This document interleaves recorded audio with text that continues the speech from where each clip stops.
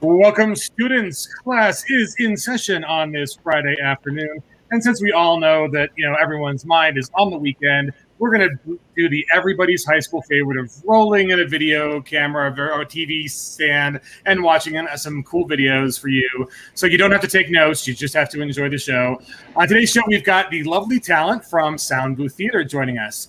Jeff Hayes is the main producer, the lovely Dory, voice acting talent, and the multi-talented Aaron Rosenberg, who has crafted a new ETU story that is going to be coming soon from Sound Booth, crossing the streams between our current Kickstarter, ETU Study Abroad, and the Sound Booth Theater people who have done an amazing job of bringing some Savage Worlds-inspired audio books to the market for you guys to enjoy at super reasonable prices. So we figured, you guys need to see what's going on here and meet these lovely people. So welcome, everybody. Thanks for having us. Thank you for having us. Nice. So first question, Jeff, what is Sound Booth Theater? What is your mission? What do you guys do? What do you produce? Wow. So Sound Booth Theater is really, at this point, we're kind of marketing ourselves as a full service audio production company, but our bread and butter is audiobooks. So I started as a narrator about 8 years ago, and it was my popularity as a narrator that got me the funding to start this company. And what we do is we make audiobooks multicast now. I hire the talent that I like the best that I've met throughout the years to fill out the casts of our books. And we've also been incorporating sound effects and music to a lot of our stuff. And we're just continuing to build as far as quality, accessibility, price. Right now we are distributing independently. Most of our stuff is on Audible, and that's probably going to stay that way, right? Especially our audiobooks. But now that we're putting sound effects and music on stuff, not only is that not quite blending with the main audience of Audible, but also it's very expensive to do. So we want to make sure that our margins are as large as possible, and that's why we started our own distribution platform on soundbooththeater.com, where you can actually download an app from us and buy straight from us. And the Wendigo Tales is a big part of our initial push to get a bunch of content on there for people to have a reason to be there. Yeah, and it's fantastic. I think my first exposure was Kringle Down, which was a Shane Hensley story he wrote for Christmas. Although totally, you can listen to that any time of year. I mean, I know people get into the Christmas mood, but it is an amazing blend of like Fargo and if Die Hard is a Christmas movie, this is definitely a Christmas narco plane crash kill Santa sort of fun time. It's a great story. Really is. Right? It really is. So what was it like? I mean, how did you guys find Pinnacle? How did you get involved? How did that whole relationship start? So Pinnacle actually approached us when we launched our platform. We launched it with the flagship being Deep Madness, which was a novel that was written for a board game called Deep Madness, produced by Dimension Games. So I think they've had 4 successful Kickstarters now. They're a young company, but they're doing a really great job. They have beautiful miniatures. Their card games have beautiful artwork. But I approached them because I knew that they were promising an audiobook to some of their backers who backed their first game, Deep Madness.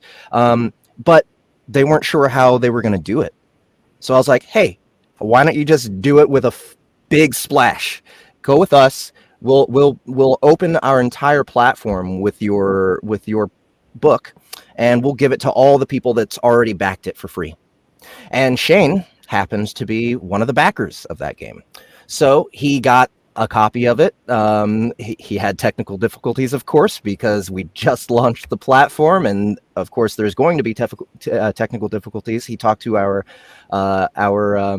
customer service team, and he actually got in touch with me that way. And we said, yeah, let's make more relationships with board game companies, because our main genre is game lit and lit RPG. We figure, hey, if we want to expand our reach, the best way to do that is through gamers. So here we are. And that's fantastic. So to make these wonderful things, like obviously you mentioned that, yeah, you kind of need a lot of different talents coming together to really, make it a really quality product. Like everyone thinks, oh, it's just talking into a microphone. Nah, not really.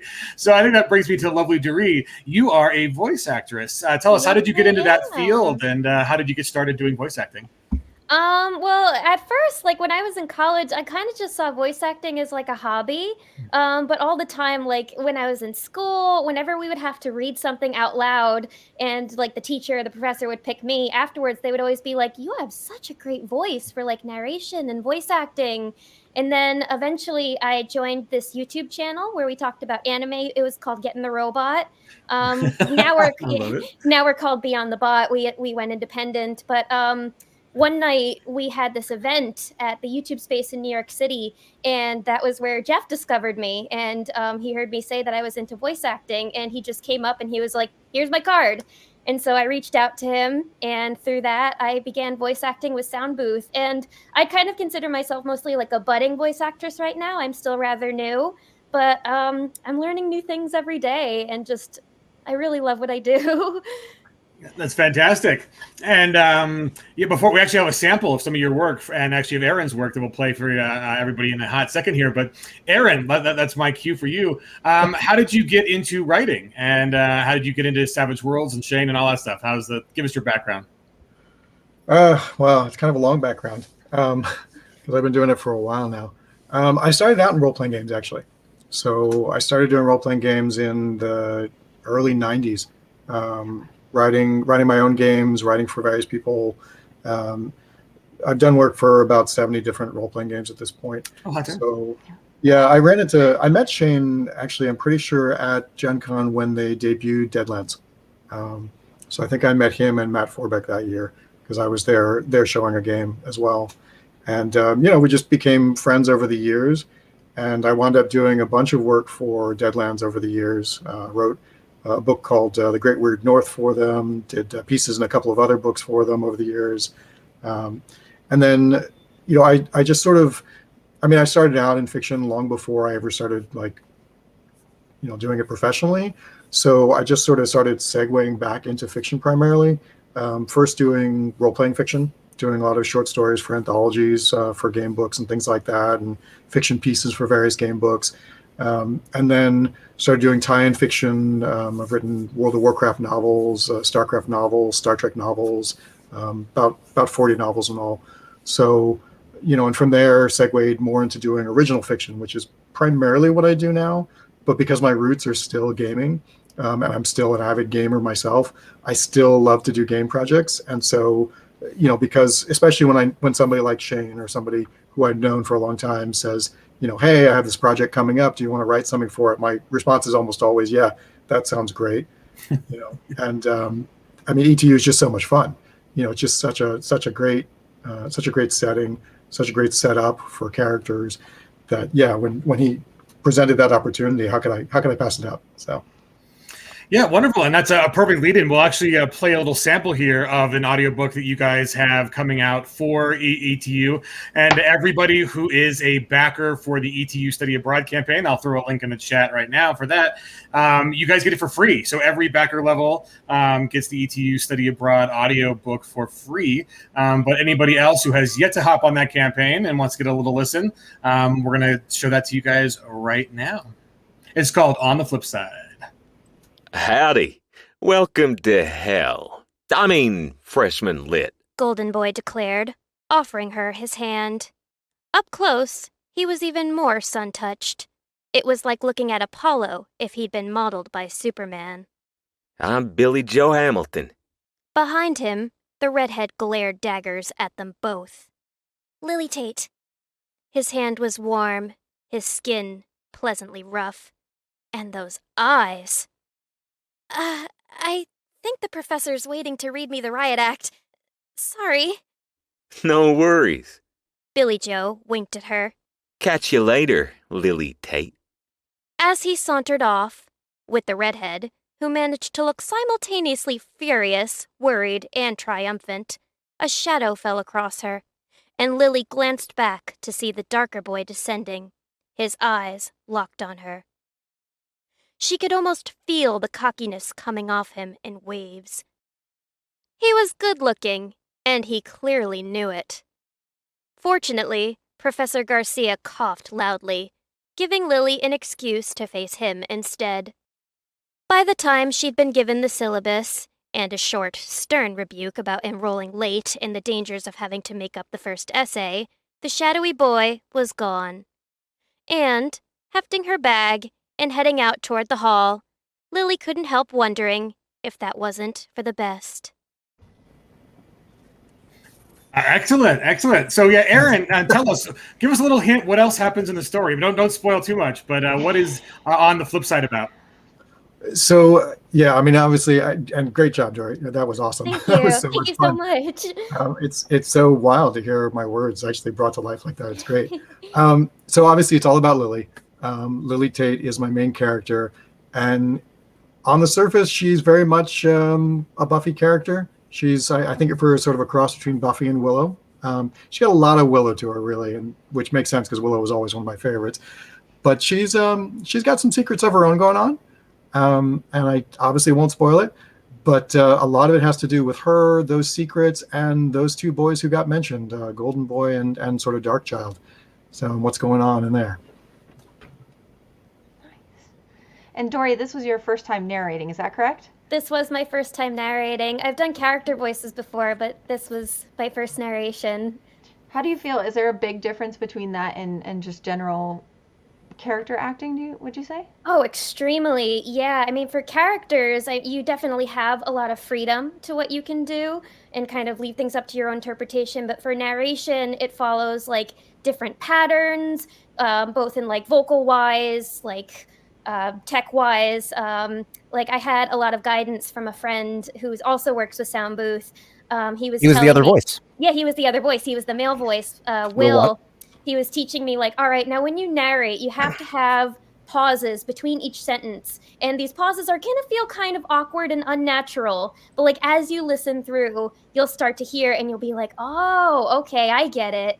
And like, and at first it was a little challenging, but like as you get really into it, you just kind of, it starts to feel a lot more natural. And I really enjoyed it. And I can't wait to do more narration. Nice. And was there a lot of prep? I know you said that you were working with Will directly, just kind of figure things out, but you know, reading the story and prepping for the character, what kind of were you doing behind the scenes? Well, I read the story at least twice through before narrating, and on top of like narrating, I had to do all the female voices as well. And when voicing Lily, I was like, all right, I don't think I want her to sound exactly like my narration voice. I want there to be kind of a difference. So I was just, there was a process of trying to figure out who Lily is, what she would sound like, what she would look like, and just matching that to her. And I don't know. Sorry, I'm not the best. I'm much better at like speaking and narration than in person. But Oh, you're fantastic. This is great.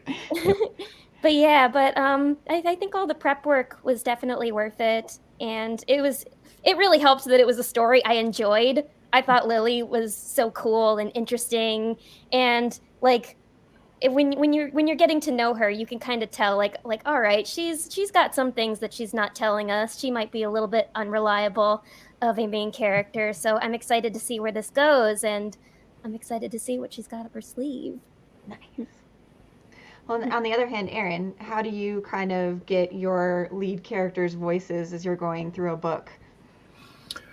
You know, a lot of times I sort of have people in my head, you know, sort of, you know, do sort of like the fantasy casting thing, you know, and sort of get an impression. It's not always, I mean, when you're really lucky, it's very clear and it's an actual specific actor or actress. And then you have everything. You have the cadence, you have the mannerisms, you know. It's not always that precise. Like with Lily, it's not that there's one actress that I see necessarily. You know, I could probably narrow it down, but I definitely have a mental picture of her as a person, you know, and I can see like actresses who I think would probably fit in that role. And that helps me a lot. It helps me with blocking, because it helps with like physical senses, because like Lily's not very big. I mean, she's a fairly petite young lady, you know, and like the two guys who were mentioned in there are both pretty big guys, so there's some scenes in there where that physical space comes into play, and knowing who the character is and what they're like in that sense physically definitely plays a part in that, but also in terms of the language, I try to figure out, what their speech patterns are. It's important to have a sense. I mean, you don't want to go overboard and be, they always say, or something like that. But you get a sense, different characters will say things different ways. And obviously, if you do it well, people should be able to distinguish which character of yours is speaking without having to have a character tag every time. You put them in occasionally, just like Dory was saying, almost with the pauses. It's kind of the same thing. You will drop in, Lily said, and things like that every so often, but you don't want to have it every single time. So it has to be able to maintain itself. Gotcha. And is your writing process, do you start with your characters first? Do you start with the world first? How do you kind of build this narrative as you go? Yeah, I do usually start with the characters first. I like to have interesting characters and then sort of throw them into situations. With this one, short stories is different from novels, because short stories, I have a lot more freedom to experiment because it's so short. You can get away with things with a short story you can't do in a novel. Different points of view, different types of language, different cadences that would really get a bit too much with 80, 100,000 words, but in 5 to 10,000 words, it works really nicely. So with short stories, I have more of a tendency to have an idea of saying, this would be an interesting thing to play with. What kind of character would find themselves in that situation? Okay, now, how are they going to react to that situation, and taking it from there? Okay. And Jeff, how do you assemble, like when you get a piece of material to apply your art to, how do you assemble your team? Like, what choices do you make? Do you pick based upon the material? How do you cast a voice acting job? That's okay. So, for instance, for Wendigo Tales, I actually read the entire collection of Necessary Evil short stories, and for each story, I thought, okay, who on my team is going to be the best person for this? Then, once I did that, I told each person that I wanted to narrate each story, now you pick your counterpart, because it's a male. If it's a male narrator, he needs the females to be voiced by an actress, right? And vice versa. And now, I'm a little bit of an anomaly. I can do both. So if I have something that comes to my desk and I'm like, it needs to be done now, then yeah, I'm just gonna plow through and do all the voices myself. But I prefer. This makes a great woman. I don't like to toot my own horn too much, but yes, that's true. I can be convincing as a female. So if you listen to Kringle Down, you'll notice it's all me. And oh, really? Yeah, Kringle Down is 100% me. So even the elves and the snowmen. So that's. But that I did it that way just because we had no time. Right, I was like, this thing needs to go out in 2 weeks. Boom, boom, boom, boom, boom, boom. But when it comes to the other actors, it's also about scheduling. Who's got the time? We have a deadline. We need it out by this time. If everyone, if the person that I want to narrate it is their schedule's filled up, I have to figure it out from there. We don't like to go outside sound booth theater very much as far as getting other talent. Just again, scheduling conflicts and stuff. But if it comes down to it and we need to, because we have a deadline, we don't have somebody on our team specifically for a role or for a specific narration, then yeah, we have to go out into the world and find other narrators who don't work with us so often. Well, and you mentioned deep dives. I mean, that's kind of what sets you apart from like the standard audiobook. Like most people, when they hear audiobook, think one narrator, one voice, very little characterization. But you guys do deep dives. Tell me what is different about a deep dive? So a deep dive will be multicast. Again, Kringle Down is an exception, but we like to multicast. And with these Wendigo Tales books, with these Necessary Evil ones, we haven't gone beyond 3 people in a cast But for a deep dive, we'll go 4 to 8. Like with Deep Madness, every person in our team is on that production. So these are much more like radio dramas. They're not just. Oh yeah, Shane pops in and says he hears Crinkles Down is amazing. Yeah, that just shows that you weren't here at the start of the stream, Shane, because we talked all about how wonderful your Narco Christmas story was at the beginning. So we saw you walk into class late, Shane. We saw that. Yes. And also, like you said, it's more like a radio play where we actually have sound effects and music. Now, what separates it from the old-timey radio plays, and it makes me a little bit nostalgic for it and makes me want to try this. But in a lot of radio plays back then, they would do the sound effects in real time. You know, the actors would be kind of responsible for it. And so it'd be like this cool blend of actors who are also Foley artists, you know, and they're rushing around the microphones and doing stuff that way. I mean, in a way, unfortunately, we can't do it that way, but on the flip side, nice. we're able to take this gigantic library of digital sound effects that actually are used by professionals in the animation and video game and film worlds. We use that same stuff, the big Hollywood sound effects. And yes, it's expensive, but we take that stuff and we make designs out of them. You know, we can't simply just place the sound effects, right? Because one thing we like to avoid is for people to hear a sound effect and go, where did I hear that before? Because that takes them out. That takes them out of the story, right? So in order to do that, we need to make sure that these sound effects are blended together in certain ways or pitched differently or placed in ways that the timing makes it to where the sound effect isn't so familiar and still evokes the image that we want it to.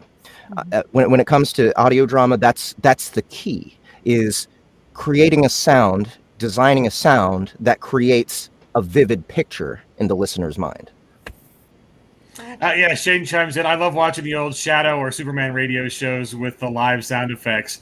Yeah, no, it is kind of crazy and how, you know, authentic and a little bespoke the whole thing is. But yeah, but you guys, as we heard already, you guys do an amazing job. Since no one needs to see Chelsea and I want to throw up a kind of a sample of some of the Necessary Evil books that you guys have already done.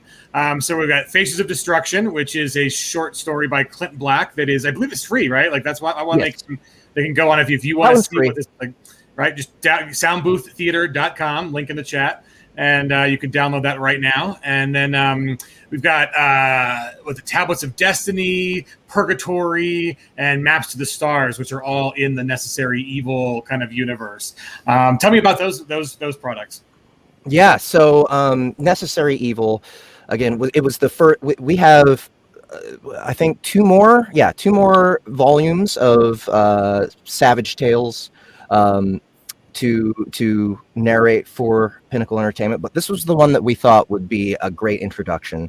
It's supervillains trying to save the world from an alien invasion after all the superheroes have already been wiped out.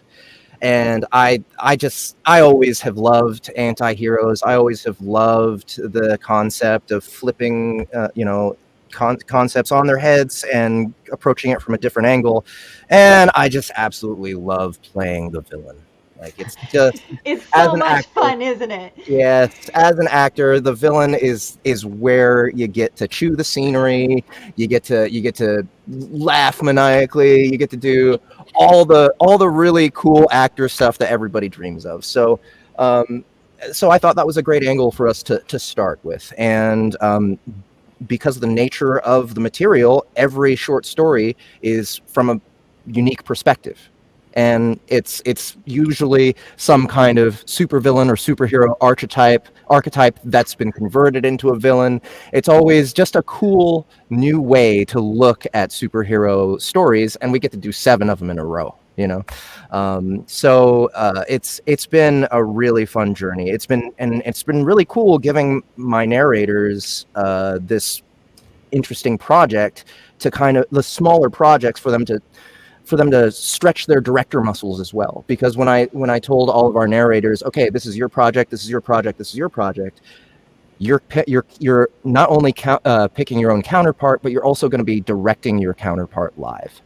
So for us, it's a really cool exercise, and it's a way for all of us to just stretch our abilities even more. Is there a lot of communication going on between you, Aaron, and Jeff as this is going forward with like questions about the story, questions about character before you get started? Do you kind of set things up, or just do you let your baby go? It actually was complete news to me that there were going to be audio dramas done of these. It was really exciting, but yeah, I didn't actually know anything about it. So this is the first time I've heard it. It's the first time I've met either Jeff or Dory, which is really exciting. So yeah. From the perspective of Sound Booth Theater, we do our best to communicate with the authors, but with a project like this, and again, because we have so many things that we're dealing with at the moment, I haven't communicated with the authors as well as I should have. So Aaron, I apologize for that. But no, it's fine. And the thing is, go ahead. Yeah, the thing is that, obviously, I mean, Shane, of course, knows how to get a hold of me. So obviously, anytime that, if Jeff had a question or anything like that, it'd be super easy for him to reach out to me and put the two of us in touch. So, I'm certainly available as a resource. But, I mean, obviously, Jeff's a professional, Dory's a professional. So, I'm just thrilled to see what they come up with it. Real quick, do you have something in Weird Wars? No. Last Parsec? Nope. So far, just ETU. Okay. Although I do love that you're dropping some hints on what's coming up. Oh. Right. Yeah. And I'm happy to write those other things, Shane. Yeah. Right. See, look, we're making magic happen. Everyone's like, "Oh, COVID's keeping us apart," but look at all the people. Oh no. There you go. Shane reminds me I do have some of the Weird Wars. Never mind. I forget. I'm terrible. Yeah. We'll definitely be consulting you for that one. Cool. Keep your hands on the wheel, Shane. We know you're driving, man. Oh, we know yes. you're driving. Oh, that's going to be a fun one. The Weird Wars Rome story. Oh, okay. Tell us a bit. Spoil. I'm the spoiler king. Jody calls me #spoiler king because I can't keep my mouth shut. And so Shane has given us permission to mention with utmost dispatch. Yeah. And, so give us a little hint. What's coming up with? That one's a fun one. That one, I mean, I wrote that a couple of years back for Shane, but that was a blast. It's about Shane will correct me if I'm wrong, which would be hilarious too, because I wrote it. But it's about a Roman legionnaire who winds up searching for, basically going essentially AWOL, to go looking for his lost friend who has disappeared, and he's convinced that something's wrong. He's going to go try to find him. And things go south rapidly from there. So it's a little on the dark side. We do like the dark side in Savage Worlds. Yeah. Speaking of the dark side, again, Aaron and Dory, Aaron, for you, what do you like writing more? Do you like protagonists? Do you like your villains? Like, what's your favorite kind of character to write? It's funny. I mean, I always say that like a good villain is someone who you should be able to understand anyway, unless you're doing the full-on mustache twirling, which is fun. And again, in a short story, absolutely. In a longer piece, it can get a little old sometimes. But for me, I really like doing villains who you can sit there and say, you know what, I can see that. Like, I get that from their point of view. That makes sense, and I kind of got to respect it a little bit. So. I think those are the most interesting ones. Just like I think the protagonists tend to be the most interesting when they're not necessarily, white hat, white horse, I am the stalwart, but actually people who you look at and go, yeah, these are believable people. And maybe I don't agree with everything they've done or every reason they've done it, but I get it. And I see where they got put in that situation, and that's the best they could do sometimes. Mm-hmm. So, that's really what I like. I like doing people who are kind of believable, and you can see where they're coming from, and I love twists. I love turning things on their head, just like Jeff said. With superheroes and stuff, I love turning it on its head. It's what I did with Lily. I sort of approached it from, hey, here's a student at a college. What can I do that's going to be a little interesting with this, but still make sense?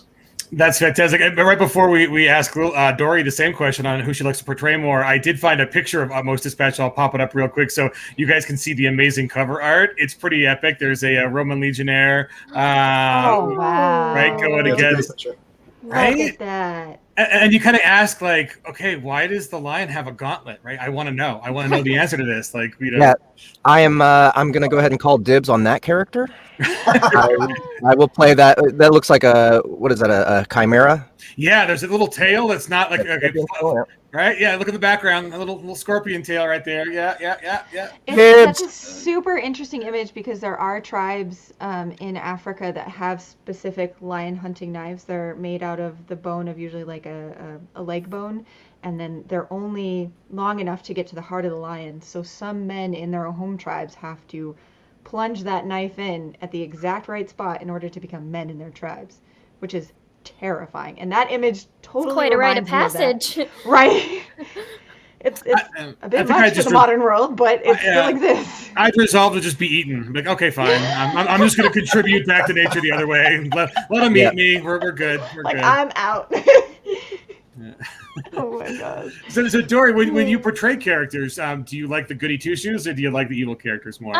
It's actually interesting because I have not had the opportunity to play a lot of villains. Because I mean, when you like look at me, when you hear my voice, you don't really think villain all that much. But I would love to. I would absolutely love to play just a complete cold-hearted woman, monstrous lion, you name it. But I do Yeah. kind of agree with Aaron that I love playing like heroines that are very well-rounded and just interesting, believable people. Like a while ago, I voiced this character in this book called Earth Force named Lana, and that was probably one of my biggest roles with Sound Booth. And I really just tried to find ways to like relate with her because she was a very flawed girl, and I'm like, okay, I can see myself in her with both her flaws and her strengths. So yeah, definitely playing like a well-rounded heroine I love, but I would definitely love the opportunity to just play someone evil, insane, like just complete woman gone mad, because one of my favorite types of characters is the woman gone mad.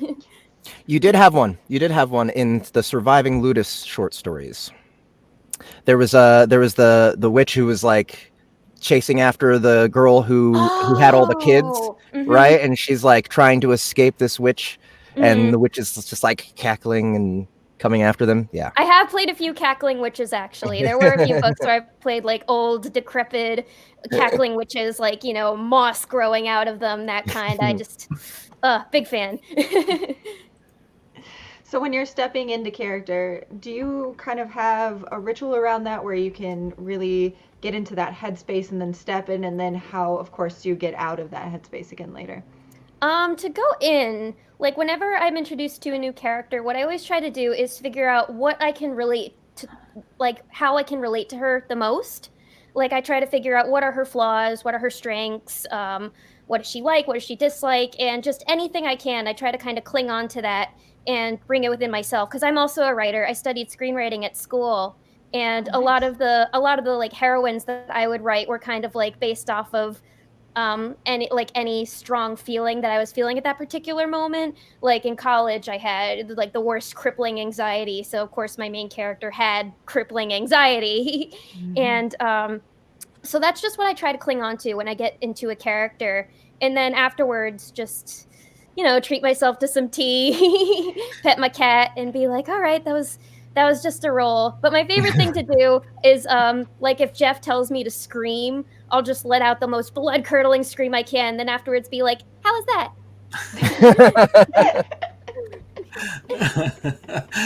So have you ever gotten called by your neighbors worried about what you're doing in your apartment? Like, I'm working, people, I'm working.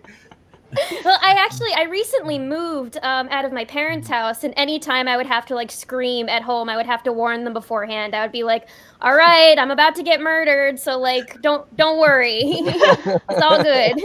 It's always good to warn the parents of that sort of thing. Yeah. But now with neighbors, I'll have to be careful because our realtor did be like, no wild parties, no yelling, like yeah. But it's my job. That's fantastic. Make at least one exception.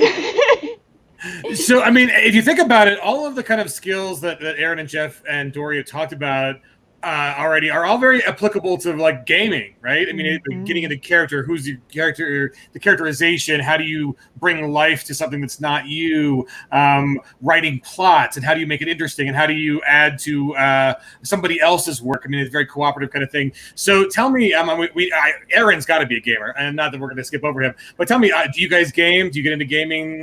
What is your history there? I love video games. Nice. Yeah, I'm a big anime fan, so I play a lot of JRPGs. Like, I love the Persona series. I love a lot of weird Japanese murder mystery games like Danganronpa and Zero Escape. So that's my forte when it comes to video games. That is fantastic, and that's kind of one of the genres that I think has been a little underserved in tabletop role-playing games, because it's hard doing mysteries, right? Because it's hard. It's easier to write. It's easier to write like what an investigator can see and find and what clues they miss, and then bring those back in an opportune time. But with a party of players who can go off on tangents, it's tough. And actually, this week on our stream, Donald Arnold, Don Schluppus, did a wonderful what we call it, design corner, on how to run mystery games and kind of how to, as a game master, how do you design mystery games correctly. And so that's actually, we're working on SWAT. SWAT is a game we're developing. I'm developing not for Pinnacle, but Spells, Weapons, and Tactics. And it's kind of like you mentioned, there's JRPGs that get into the mysteries and get into stuff. Like, how do you bring that to the tabletop? And that's a whole other thing. So, Dory, do you actually do any tabletop gaming? Do you roll dice and get around with friends? And I have tried to do D&D with friend groups before, but the problem is I've just never found a group that like can really get into it. Because like if I'm going to be in like I need them to get really into character and and feel like we're there, rather than the DM being like, all right, you guys want to go into this cave, and everybody just kind of being like, yeah. So unfortunately I haven't quite found that yet. So I need the enthusiasm. Oh my god! So we should run a Savage Worlds online game, and you need to play. So we're gonna put you down. Seat number 1 goes to Dory, and we're gonna play some Savage Worlds with you. And we will not just go into boring caves. I promise. All right. So I that's usually like to play a bard because I just love to entertain people. No, you can't. No, I want to be the bard. Damn it! All right. We'll have Wow, I want to see 2 warring bards. We'll be the Tenacious D bard team for the party. Can we summon the devil as Dave Grohl? Please have to. Yes. Okay. we can do an entire party of bards. I would love it. Entire party of Jack Blacks. Right. Oh, yeah. So, like, how about a band in a fantasy setting where, like, you guys go and play at the pubs? Because everything starts in a tavern. So you're literally you're the band for the tavern, and that's how it starts. So everybody gets to play a bard, and we have to be a Norwegian metal band.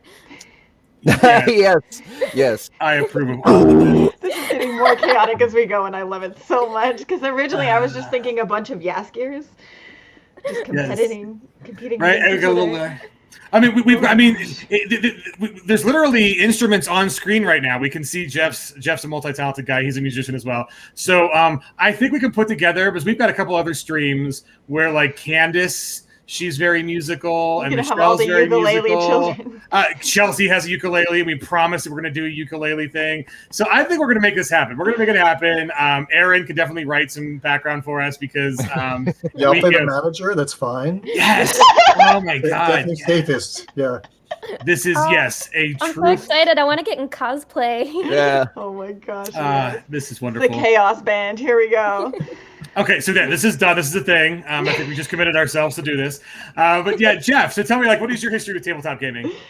So as far as tabletop gaming, I'm with Dory in that I've never been able to find a reliable group. As a kid, like, our best attempts were like, they would get going, and then someone would like have a problem with the rules, and then there'd be like this whole discussion about, why don't we home game some stuff? And like, it's just like, oh god, can we just play?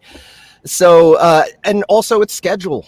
Like, it's just hard to get people to commit to a weekly time to do the game. And Also, you just have to have the right DM or GM. GM is the new standard, right? Is what everyone.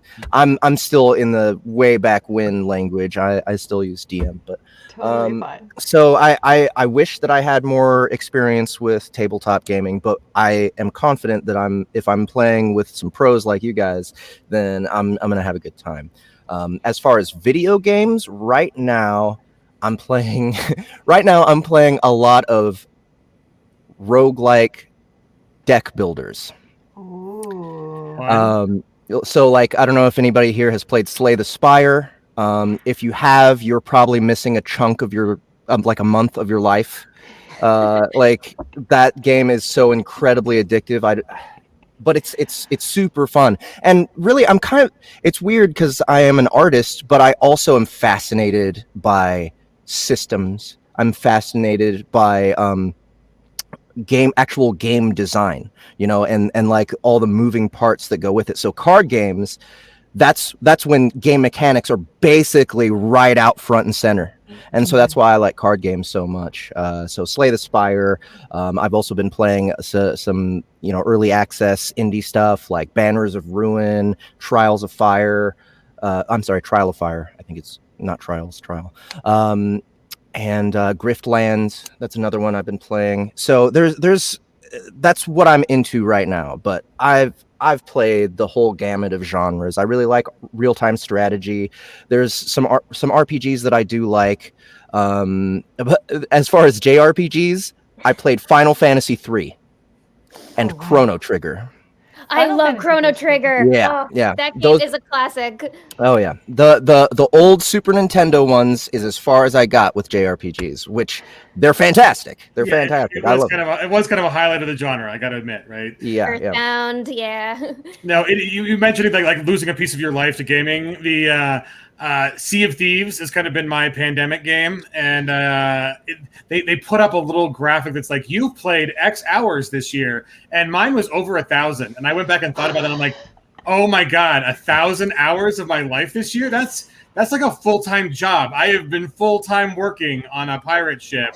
But And you've also been full-time home for a year. I know. You get to but cut yourself a break. It was just one of those things like 1,000 hours. Like, oh my god, and I didn't get paid $1 for it. But That's me with Stardew Valley. yes. Oh, I got losing. So Aaron, losing yourself in gaming, you have probably the longest gaming pedigree of all of us combined. How did you first get into gaming, and what other kind of gaming do you like? What have you been doing recently? So I mean, I'm old. So I first got into gaming, in elementary school when a friend had this thing called the box set or D&D, and three of us started playing it, and he ran it, and then about the following year, got into it with another friend, and then just picked it up from there. So yeah, I mean, I've been gaming since AD&D, so. And for a long time we had a regular group going. We'd actually round robin GMs. So I'd run it, and then another friend would take over, and then someone else would take over. And I mean, we've played everything from D&D to Amber to Shadowrun, obviously Deadlands, Doctor Who, Star Wars, all kinds of stuff. Basically, anytime anybody said, "Hey, I have an idea for this game," we'd sit down and play it, and 6 months to a year later, we're like, okay, done with that campaign. What are we moving on to now? So it's great. I mean, I have a master's degree in English Lit, and I actually presented a paper once about role-playing games as oral narratives. So, wow. Yeah. Oh yeah, That's super fascinating. It's legit. I mean, I think that kind of comes with the maturity of the hobby finally getting recognized for the cooperative storytelling element that it really is. And I like that. I like the fact that I like you. I started in AD&D, and I think the Satanic Panic was a little overblown. I mean, realistically, no one really didn't get to play the game they wanted to play. But I think a lot of people just didn't realize they got turned away from it before when it could have been, a lifelong hobby that's really fun. And so a lot of those people are kind of coming back to it now going like, oh, it's cool. And I'm not scared that my kids play it. And I'm not scared of my friends play it. And so I do like that we're kind of in a renaissance now of, people using gaming as therapy, people using gaming, as the kind of narrative. I mean, if you think about it, we've talked about like as a writer, you're writing to an audience that you're not there when they're reading your stuff, right? So Yes. it's different. And then, but as a game master, you have that quality where you have somewhat of a narrative in mind, but there are people at the table who immediately have feedback and immediately have agency and narrative control as well. And so it's a very, it's similar. I mean, you want to tell good stories. The purpose of both, and be entertaining is the highest order for both, or to be meaningful. But yeah, you got it's multiple authors, and then there's that whole randomness element that no matter what your intention is and what your player's intention is, the mechanics of the game are going to be their own thing. And there's nothing really like it. So no, I mean we used it in improv in theater in high school. It was playing D&D and Pathfinder because there is no greater improv than you want to go do a thing. Well, the dice said no. Right. What do you do now? Hey, Dice, didn't you know you're not supposed to say no in improv? Right. Yes, and They break Yes, the and. rule. Yes, and. What's But also that's the big fascinating, thing. one of the really interesting things about GMing versus novel writing, and it winds up, giving you a lot of help when you get to novels, is maintaining parties. When for anybody who's ever GM'd, you've run into the issue where it's like, okay, first you got to get all of your player characters to meet each other and not stab each other the minute they meet each other, right? So you have to come up with excuses for how they'd know each other, why they'd run into each other, why they'd talk to each other, rather than just the PC stamp on the forehead. But then there's the whole question of, okay, now you've put them in a situation and 3 of them go one way and 3 of them go the other way. And now you're being stretched like that as you're trying to maintain 2 different narratives, and so you're trying to come up with excuses and reasons like, well, maybe, but wouldn't it make more sense to go with these guys? Or, oh, you hear a noise off that way that may pique your interest. Or, oh, suddenly you remember something from your particular past that inclines you to go that way with the rest of the group, right? It's all about herding cats. And it really does become a factor when you're doing novels because you're like, okay, I have all these characters. And in a novel, you can get away with telling, 1 chapter per person and having them split off. But at the same time, that can get really confusing for your reader and for you just telling your story. So you start thinking about it that way, as a sort of group and a party and saying, okay, how do I keep these guys together? What things link them? What things make them work together? And what things cause tension between them? Because of course that's half the fun too, is when your gamers just start, having this huge in-character argument about something that's going on, and you just kind of sit back and go, this is great. I've set everything up, and they're going at it, and they're into it, and they're having a great time. And I've got a guy sneaking up behind them in about 3 rounds, and that's fine. But for the meantime, I want to see where they go. That's just fun. Yeah, and the not an author myself, but my father's written some books, and he made the comment that at a certain point you've developed the characters so much that you're literally just channeling them, like you're writing down what they would say. Oh yeah. And it very much like that visual of you just being a game master watching your party have their own fun. It kind of hits on that same note. And probably inspired by your mentioning of being a party that's going to stab each other, we do have a fun suggestion from the stat for the name of our Norwegian metal band in this fantasy world. Stabba. Yeah. Stabba. So, that's good. I'm down. Right, Stabba. So Dory, here's an interesting question, because as a voice actress, you kind of have the words you have to say, right? There's that limitation in that art. How do you bring interpretation and freedom to that's beyond what's on the page? Oh man, that's a good question. Tough one. I have to think about that. I guess definitely going back to thinking about what kind of person they are and figuring out if they would have any sort of kind of quirk. Going back to the example again of this character Lana that I played, she was definitely very much like a nervous Nelly. So I would read a line and sometimes I'm think oh, maybe beforehand she would kind of be like, Like, so it really just goes back to like figuring out who your character is and what would really make sense for them. And so even if like a little mannerism you do isn't on the page, like it could end up working. Mhm. Yeah. No, that's fantastic. I mean, that really is kind of the art. I think because I'm sure you don't get the authors don't send along a 400-page. This is an autobiography of every character, right? And so you have to not only know the material but really kind of build it to bring a voice to it. That's a very cool talent. Like that, I'm jealous of the people who can kind of embody that and bring consistency, right? Like as a game master, I try doing accents, and then I just fall out of them after 5 minutes because it's hard to maintain it. There's a skill there that I think needs to be developed. And knowing that Jeff did all the voices, I was kind of wondering. Jeff's the only guy who got narration credit on that. I wonder if he's just a scene stealer. No, it turns out it was actually him. I have no idea that you were doing all the voices. So Jeff, how do you mentally, like, are you a multiple personality disorder sufferer, or how do you actually get all those voices in your head? You see this isn't, I mean, this is my padded room. Right. I mean, it just so happens it's really good for recording vocals in. So yeah, this is locked. I can't get out. And don't worry, he gets 3 meals a day. No, Slid under the door. actually for me, it's all about visualization. It's all about reading what's on the page and seeing the scene in my mind and seeing the characters arranged in the scene and doing my best to feel what they're feeling in the moment.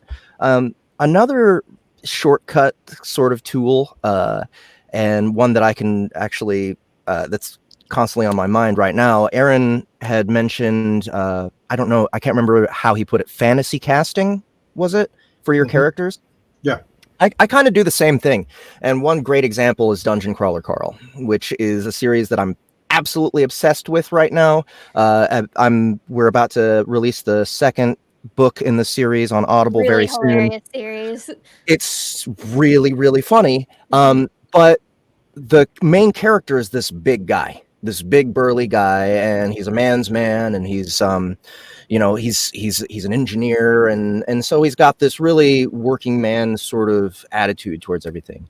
And if you hear my voice, you kind of hear like, I don't know, snobby 20s guy or something, like snobby guy in his 20s, maybe small, I don't know. But so I thought, okay, my particular voice isn't quite what I want. What am I seeing? Who am I seeing when I see Carl? And it's Patrick Warburton. I don't know if you guys know who Patrick Warburton is. You know his voice. Yes, you definitely know his voice. Kronk, the guy in the wheelchair on Family Guy. He was the first live action Tick. Yeah. So that was the voice I had in my head, and so I just did it. And so I'm narrating this entire series basically doing a Patrick Warburton impression. But what's great about that is you don't hear me. You hear Carl. And that's my goal as a voice actor, is to disappear and for you to see what I'm seeing in my head. Mm-hmm. I want that visualization to translate through audio. And hopefully I'm doing a good job of that. But that's how I deal with a lot of different characters. Now, also I have my own troupe of actors in my head, right? And this kind of borders that. I mean, I'm only half joking about the mental disorder. Like I actually have this troupe of actors in my head, and I will cast them. And some of them are made up of bad impressions, like Carl, right? And some of them are just things that I instinctively reacted to. And then I was like, okay, let's tweak this voice a little bit. Okay, now I have this character. Now I have this actor who I can stow away and cast whenever I come across a character that I think they would do a good job playing as. That is fantastic. I'm writing that down. Are you right? I'm taking notes. Yeah. Are you doing for each next character like individually though, or if you're in something where a lot of characters are talking to each other, do you just go for it? Oh yeah, I mean, it used to be, when I was first starting off, I would have to take some time to shift, Like I would have to be like, okay, I'm going to narrate this bit, and then I'm going to leave some space here so that I can do this character, and then I'm going to do this character. But now it's just seamless. Now I just go. I'm Practice so makes used to it now. perfect. Yeah, exactly. I'm so used to it now that my gears just shift like that, and it doesn't matter. Again, Dungeon Crawler Carl's a great example if you want to check that out. It's like I do all the voices in that one, and the variety of characters in that series is insane because There's a talking cat. there is a talking cat There's a named talking Princess Donut. cat? There's a talking cat, There's a talking cat. and she is amazing. She is amazing.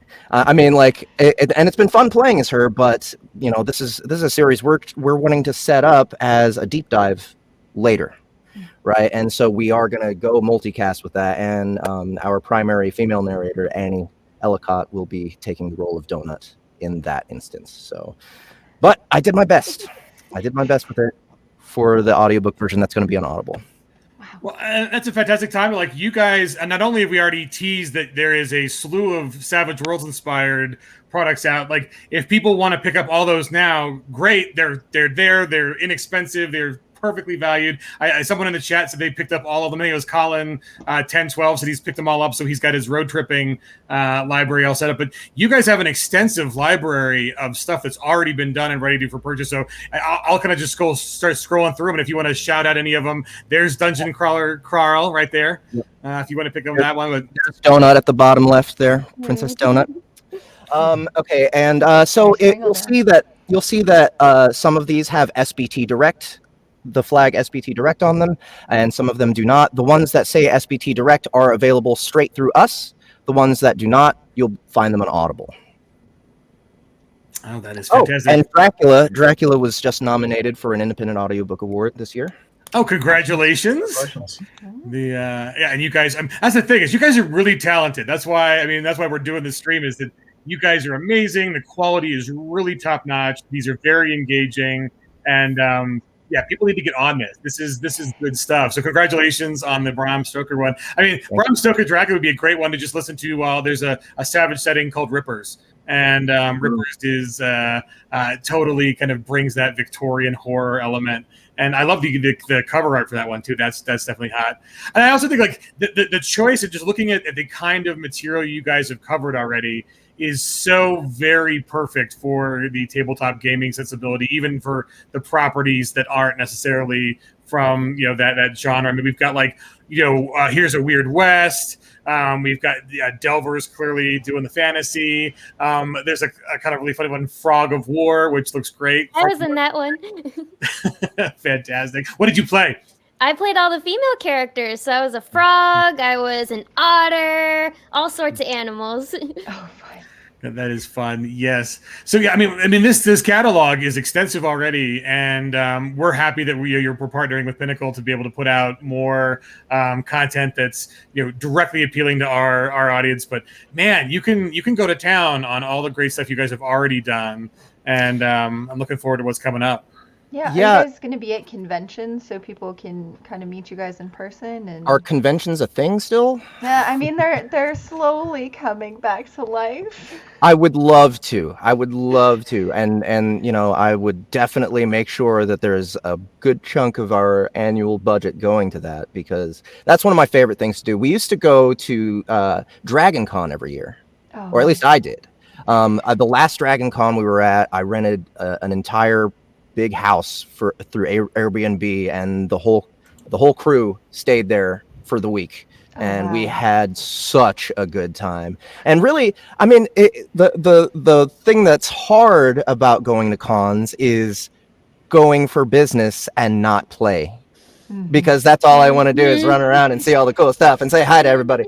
But and it's also a bit difficult to get a booth. It's also difficult to reserve that thing. We gotta have somebody on the team who's dedicated to finding slots for us to actually take up. Mm-hmm. Shane had a question really quickly. He was asking, do you ever forget a voice you've assigned to a character? Now I do. There's been so many now. It's like, okay, I gotta go listen back. Gotcha. Yeah. Sure, you revisit, right? I mean, that's There's a funny one on here called Delvers LLC Adventure Capital. There's a wonderful Savage Worlds Ace setting that's called Olympus Inc., which is very similar. It's like the corporate Greek gods fantasy, and it sounds like fantasy corporate culture, which is just hilarious. I mean, I've been flipping for like several minutes now, and I'm still not at the bottom of your guys' catalog. So well done, guys. And this is just the stuff we have on the website. There's plenty of stuff that's back catalog, even further than this, before we even had the sound booth, but when it was just me, So, I have almost 200 books with my name on them on Audible now. So, wow. Yeah. That's incredible. That's a lot of time and hours and editing. Mm-hmm. Indeed it is. That's why I had to eventually build a crew. Yes, we know all too well about needing to expand to meet demand, because I think if anything, I think this last year has really shown people kind of what their values are and what they miss in life, and the desire for connection and for escapism and for creativity. I think this next year people are just they need it, right? They need to reconnect, and I think these are great products that are definitely in that vein. I've had the pleasure, obviously the. Tablets of Destiny and Purgatory are the two newest ones you guys have put out. Those are both Necessary Evil products. And then remind us again, what is the brand new one and for ETU is coming out? That's called. Oh, yep. Sorry. Go ahead. Narrator, go ahead. Yeah. It's called On the Flip Side. There you go. I'm going to let a professional do the words. See, why not? Aaron, you also said that you've been writing some fiction outside of the game world. What genres are you focusing on? History? So I do a lot of different genres. So I have an occult thriller series called Occult with a friend of mine, David Neil Wilson, over at Crossroad Press. I've worked with Crossroad Press. There you go. See, yeah, it's a great outfit. And I just finished a novel for them recently called Focal Point that'll be out probably later this year. I had a sci-fi comedy series called The Adventures of Duckbob Spinowitz, but I finished it after 4 books, so that one's done. I've got a epic fantasy series which I describe as Game of Thrones meets Crouching Tiger, Hidden Dragon. It's a very anime-esque feel to it.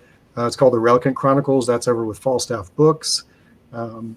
So yeah, I tend to keep myself pretty busy. A lot of different genres. A lot of different genres. The only genres I don't usually write are I don't usually do straight up military, and I don't usually do straight up romance. I'll have elements of them, but they're just not really my areas. So almost any stripe of fantasy, science fiction, mystery, thriller, superhero, action, adventure, comedy. Yeah. So Weird Wars Rome is going to be an interesting challenge, it sounds like. Well, that definitely fell into it's like I said, it's a little darker. I don't do a lot of horror.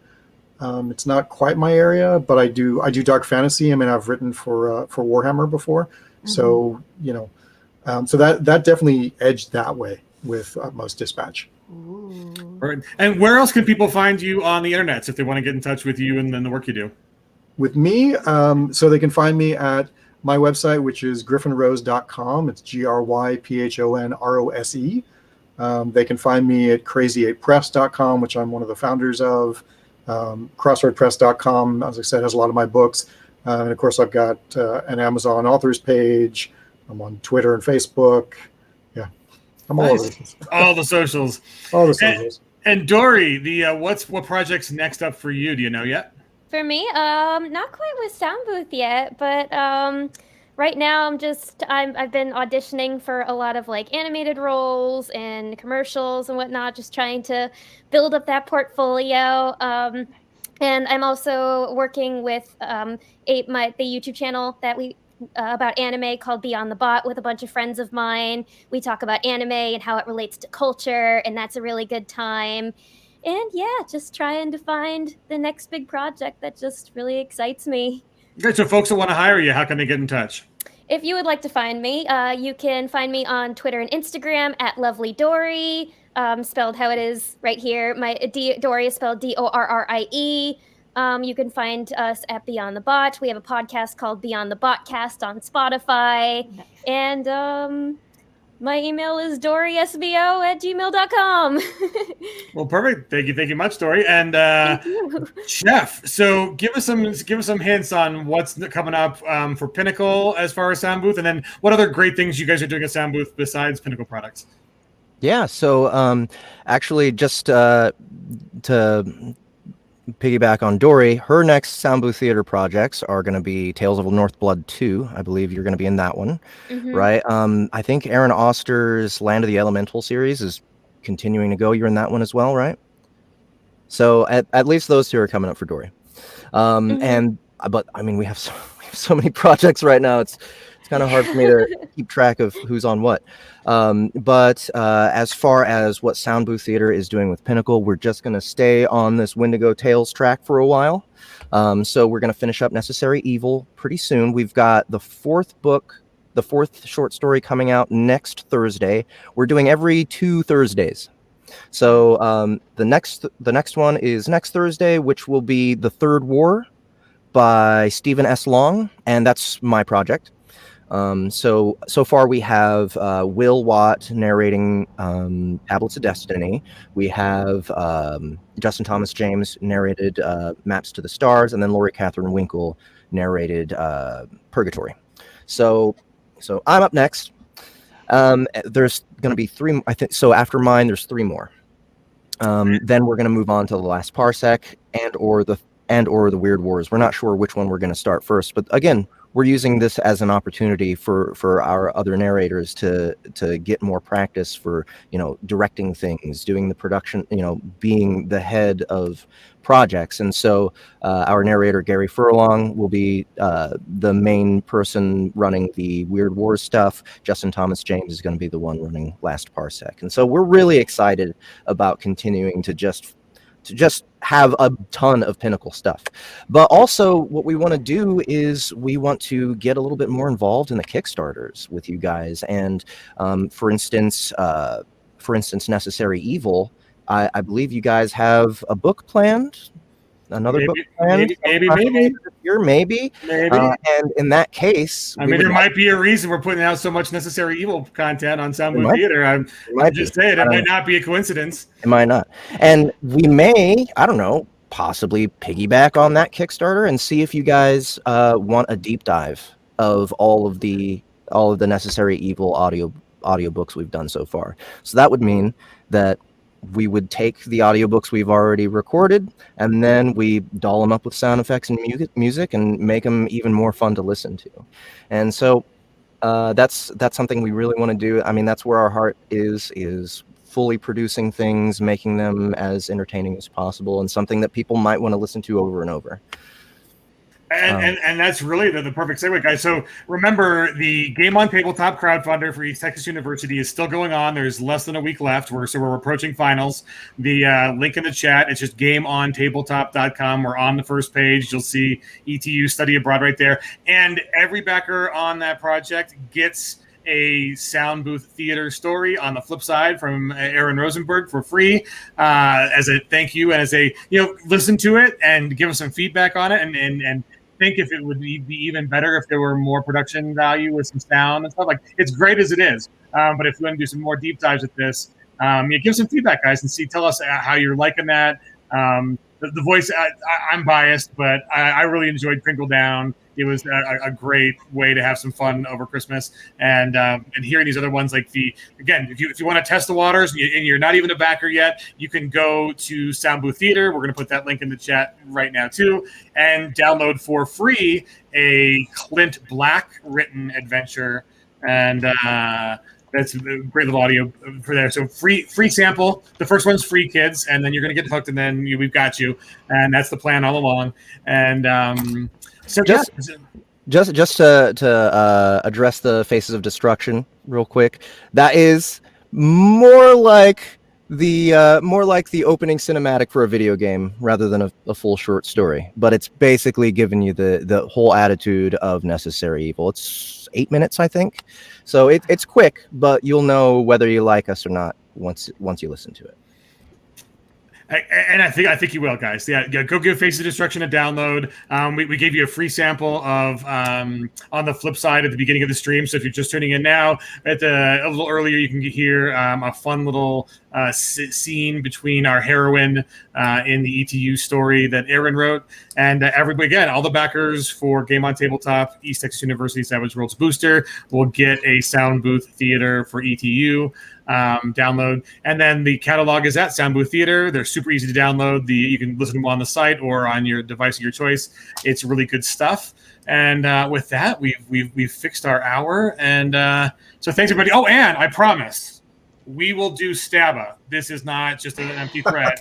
We'll have you guys back on, and we will do the Troop of Bards making their way through in a Norwegian heavy metal band inspired fantasy RPG tabletop, rolling the dice in Savage Worlds. We'll make it happen. So until we get Stabba, thank you to the lovely Dory, our amazing voice actress, Jeff Hayes, producer behind Sound Booth Theater, and Aaron Rosenberg, gamer and author extraordinaire, all of which you guys can get a sample of if you back the Kickstarter for ETU Study Abroad. And thanks, guys. We appreciate you being on the show. Yeah. Thanks for having us. That was So a lot much of for fun. having us.